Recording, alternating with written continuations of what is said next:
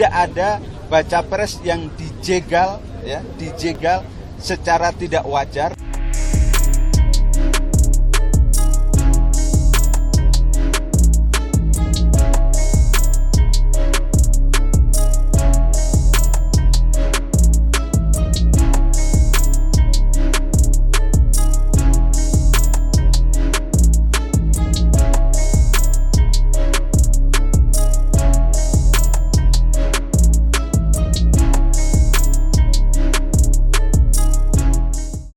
Dan cawapres dari koalisi sebelah. Sejauh yang saya amati, bertahun-tahun dari Bandung, ya kan, dan 3 bulan dari Jakarta, ya kan, lebih dekat nih ya.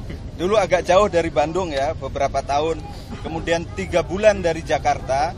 Menurut saya, ya kan, tidak ada satupun capres atau baca pres yang dijegal. Menurut saya, artinya dijegal dengan cara yang tidak lazim. Menurut saya tidak ada. Yang ada sekarang ini adalah proses pembentukan koalisi politik yang semuanya belum jadi. Kan belum ada yang koalisinya jadi kan, yang betul-betul jadi. Semuanya masih berproses.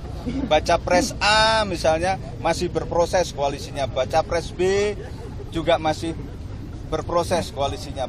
Baca pres C juga begitu. Saya nggak tahu apakah nanti ada baca pres D misalnya, tapi semuanya itu saya lihat masih dalam konteks konsolidasi koalisi.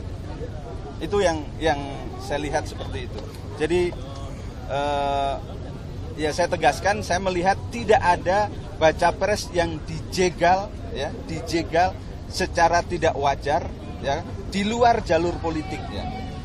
Kalau terjegal karena tidak mampu melahirkan koalisi yang cukup, ya kan bukan penjegalan namanya, kan gitu. Misalnya gitu.